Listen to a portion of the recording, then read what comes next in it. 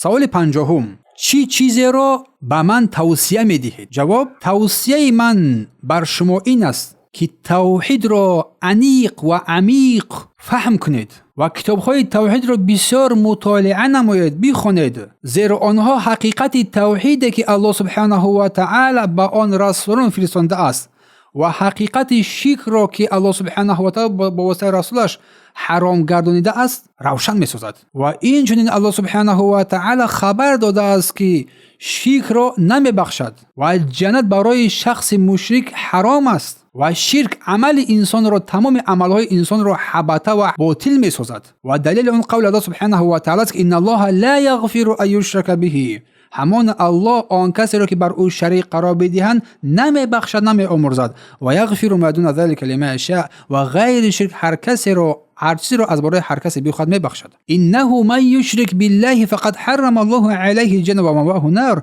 هر کسی که به الله کسی چیزی را شریک قرار بدهد پس جنت را برای او حرام قرار میدهد الله و جایگاهش دوزخ است. و الله میفرماید که ولقد اوحی الیک و الی الذین من قبلک لئن اشرکت لیحبطن عملک ولا تکونن من الخاسرین، به درستی که بر تو ای پیامبر و پیامبرانی که پیش از تو بودند بر آنها وحی شد، اگر که شرک به الله بیاورید به درستی که البته عملهای شما را حبطه می‌سازیم و شما از جمله هلاکت شدگان قرار می‌گیرید. پس توصیه این است که آموختن توحید، انیق و عمیق فهمیدن آن، زیرا توحید اصل است و پایه دین میباشد. شرک باشد بزرگترین گناه است. الله نمیبخشد شرک را اگر هر کسی که با شرک از دنیا بگذرد.